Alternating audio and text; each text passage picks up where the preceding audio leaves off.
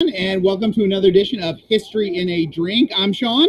And I'm Frank. And tonight we're going to be looking at the drink that Sarasota's historic Baha'i Hut is most famous for. Exactly. So for those of you who joined in last week and got a little bit of the teaser, we told you how this season is going to be fun. We're actually doing all of our episodes from the Baha'i Hut, which is one of Sarasota's most historic, or the most historic restaurant or bar in Sarasota.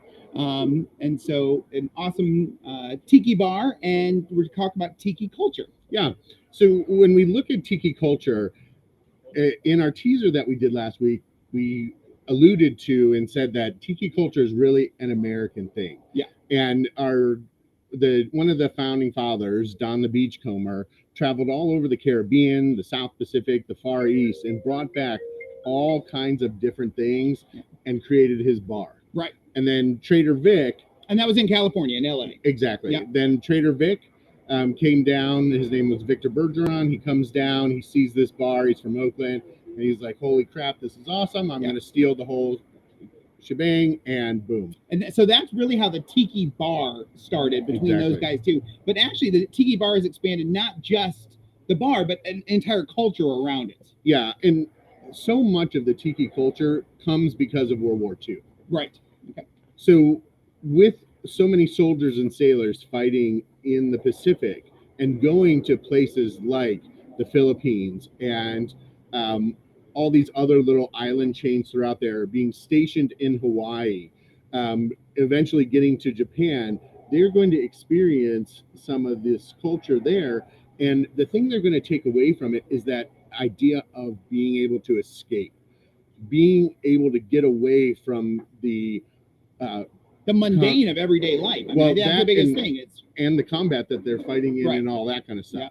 So that idea of escapism is really going to then get incorporated into this tiki culture. Gotcha. And so, and like we said, the culture itself is based on this, different cultures, different groups of people and different histories in them, and how they basically celebrate. Yeah, exactly. And that is, for us, where we're going to start off. And with looking at the culture, we can see it in a lot of different things. And the easiest way to see it is right here. The Baha'i Hut. Oh, nope, the Hawaiian shirts. Yeah, exactly. The Hawaiian shirt. So fashion became a key part of this. And during the 1930s, we had tons of movies that were made with South Pacific themes. And so the sarong became the female attire for these kind of parties and the culture. And the Hawaiian shirt, the aloha shirt, became the attire for men. And so besides even attire, though, I think really one of the most important pieces to it is obviously the alcohol and the drinks. Yeah. So the Mai Tai is the quintessential Tiki Hut drink. And there are lots of rumors about how it started, who had the first one, and actually Don the Beachcomber and Trader Vic kind of battled it out. Right. And Trader Vic was the one who won out and got kind of the rights to say he was the first. And for those of you who remember last time, one of the things, Dan the Beachcomber, who started things, everything was rum based, and everything was, these concoctions, and he would have these blendings of rum, and was extremely secretive about his recipe, which then actually is turned into part of the culture, is that secret of what's in those recipes. Exactly. And then we look at Trader Vic, right, who he had to kind of come up with his own drinks. Right. And so he mixed different alcohols together to create his cocktails, and used a lot of syrups and fruit juices and all of that kind of stuff. Gotcha. And so they are going to have a different taste at each Tiki Hut that you go to, but that's kind of the fun of it too, is each one you go to, you're going to be able to taste a little bit of what that owner, their signature drink, their signature Mai Tai. So, and it's not only even the drink, the flavor, the taste of itself, but even the presentation on it too. So when you guys come to the Baha'i Hut, one of the cool things that you can get is they actually have these tiki mugs. So we can see we've got I have the Sneaky Tiki, and I have the Kawamua mug. So, and I tonight have the original 1954 Mai Tai. Yep, and I have the Beachcomber Mai Tai. Cheers on that. Now, what makes that is good. It's very good. Now, one of the things that's famous with the Baha'i Hut too, as well, is that with the Mai Tai, when you get that, it is a 2-drink maximum, not a 2-drink minimum, a 2-drink maximum. You're only allowed 2 Mai Tais, and that's all that you need. Really. Yeah, so you're halfway done. I'm halfway done. That's it. We're good. Now, the Beachcomber one is the Tiki Hut's own rendition of the Mai Tai, but it's using local ingredients. And they're using rum that comes from Siesta Key Rum, which they have a partnership. We actually have right on up on over here. So, yeah. Yeah, if you haven't been there, you should go and try theirs. They have awesome tours and all kinds of fun stuff there. Gotcha. So there is a third Mai Tai they have here as well that you can try. We need to be able to make it through the show. Exactly. So it's not part of our 2-drink minimum, 2-drink maximum. So we're working on that. But let's get back into more tiki culture and about what we're doing. So we talked about the drinks. Mm-hmm. We talked about the clothing that was coming around. But I mean, there's more to culture than just that. Yeah. The big thing was pop culture when we look at it. Okay. And it is going to be brought to us in the movies. Okay. All right. And with the movies, people are going to want to go there. But during the 1930s, it wasn't very accessible to get to Hawaii. The only way you could get there was steamship. And slow boats, exactly. So you're talking at least a minimum of 3 weeks to go there, be able to stay for a week and come back. Who really has time to take 3 weeks vacation? And we're also in the 1930s in the Depression. So not everybody has the money. Right. Most people don't have the money to do that. So we get into the 40s, and now we're at war. So then we actually have our soldiers are going out, but nobody's really going on vacation anywhere. So that really takes it out. So it's really after World War II. Mm-hmm. Folks have come home, late 40s, 50s. What do we see going on right then? Well, Hawaii is going to blossom with tourism because we're going to get the jet age, where people are going to have disposable money because of the economic boom after World War II. And so they're going to be able to take their families and go and show them Hawaii. But I even think too, like being able to go on vacation is kind of a new thing. Mm-hmm. So, I mean, at that point in time, the culture, if anybody remembers Mad Men on TV, it was, what was it? The man in the gray flannel suit.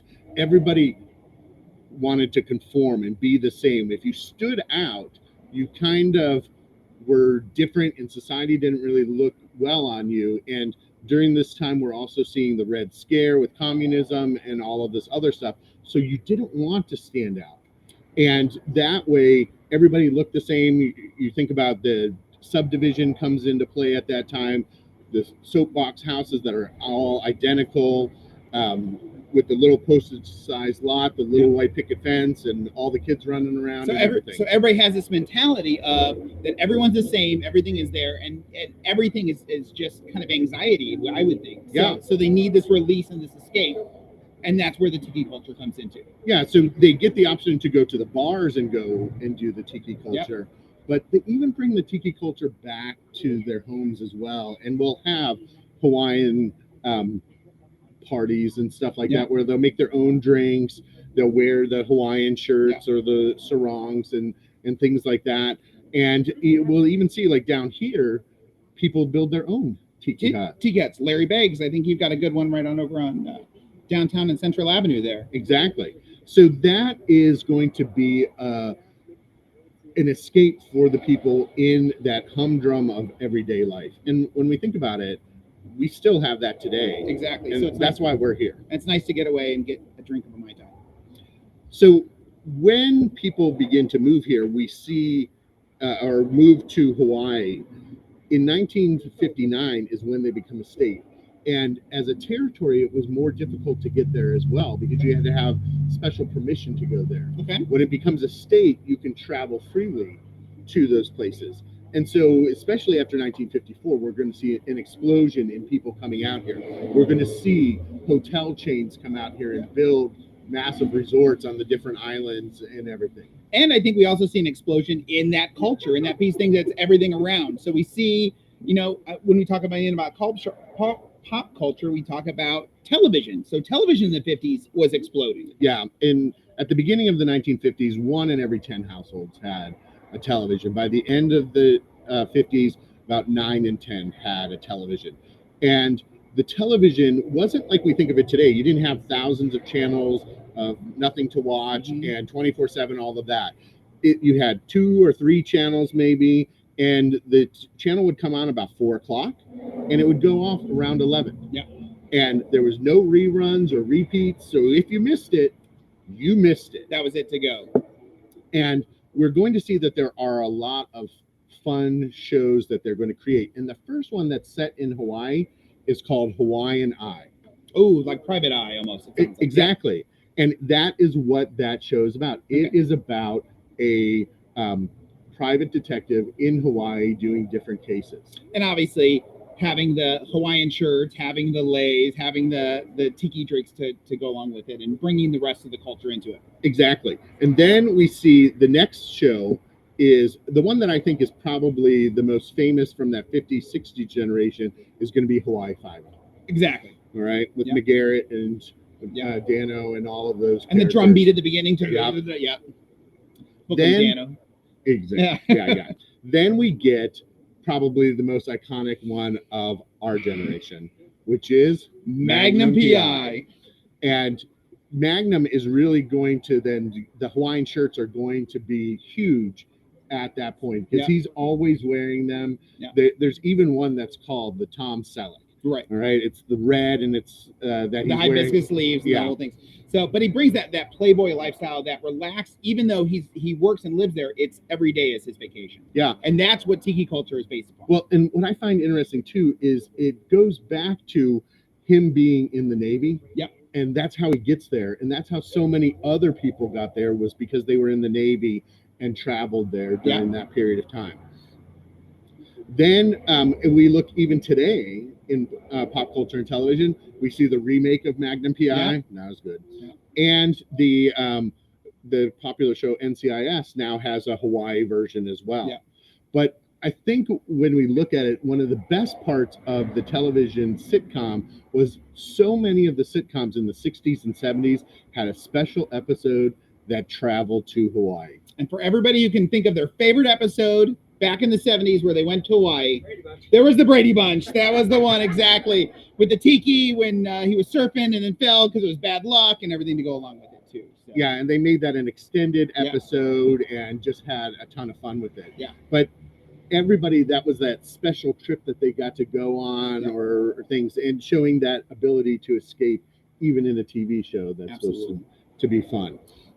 And so that's what's amazing for when we keep talking about this tiki culture and this tiki feeling, is it's this escapism, this vacation and this living. And that's one of the things that we love about the Baha'i Hut and everything with it. Yeah. So then moving on, within pop culture, we also have music. Yes. And we're going to see that probably the most famous song that makes Hawaii famous comes out in the 1930s, and it's Blue Hawaii. But now Blue Hawaii, that was everybody thinks Elvis when they think that. But it was actually originally done by Bing Crosby, who is like the crooner from the 1930s and 40s. And Bing Crosby is going to sell that idea of going to Hawaii, and it's going to be a big popular hit. And because of it, then Hollywood's going to make a whole bunch of movies that are set in the South Pacific, culminating with probably the most popular one is called South Pacific. Right, which was a musical. Exactly. Yeah. And I watched that, I can't tell you how many times, because the Mitzi Gaynor, the main female character, is my mom's favorite Valley character. High. And she watched that movie all the time, especially once we got a VCR and she taped it, we were done. So then we're going to see that the movie culture also even comes to today. So when you look at like the Disney franchise, they have Lilo and Stitch. And they had multiple movies with that. They had a TV show and all that kind of stuff. Well, even Disney was huge into that, and that escapism and that piece. I mean, going back to some of the, in the 60s, the original Disney rides and Disney attractions. There was the famous tiki room with the all the birds and the would all talk to you and do things in the tiki rooms. Yeah. And then we have, for the newer generation, is Moana. Yeah. And that even goes more and helps us to understand Polynesian culture and show some of the ideas that they have there. So it is just ingrained into our pop culture. Yeah. the idea of the tiki and being able to go and relax and escape.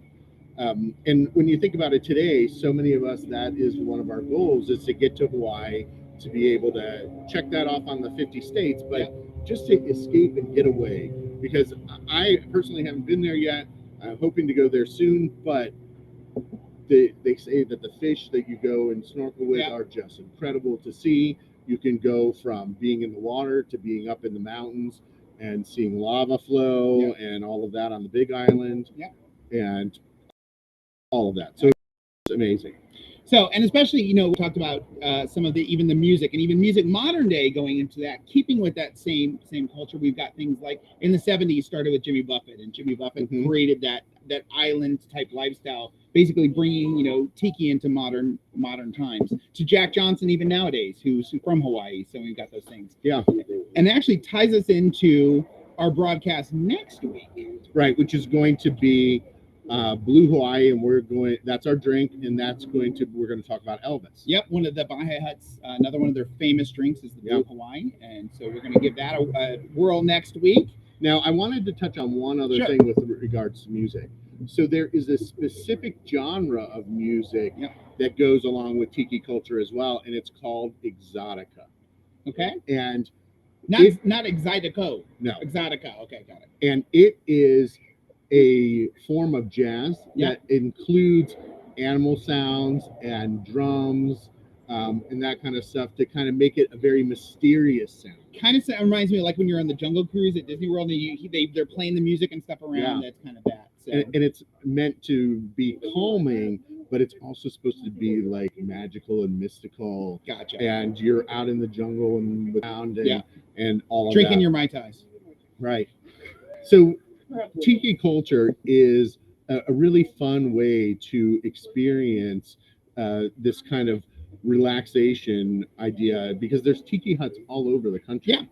And here we're the oldest tiki hut in the state of Florida. In the entire state of Florida, and I think fourth oldest in the country. Yeah.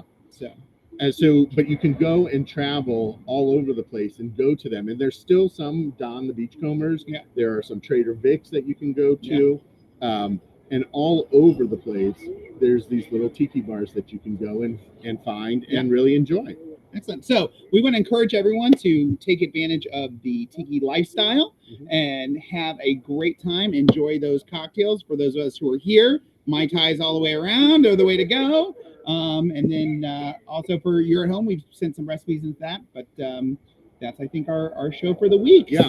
So make sure you check out the Facebook page, because I will be putting up recipes for Blue Hawaii's probably between Wednesday and Saturday. Yeah. And then we'll have our next show on Monday, 7 o'clock. Absolutely. And for those of you who are local and can come on out and see us do this live, great. But then also, too, we follow up for trivia night here at the Baha'i Hut. So come in, win some great prizes, have some fun, and you have some great trivia. Yep, trivia in the tropics. Trivia in the tropics. All right, enjoy your evening, and we'll see you next week.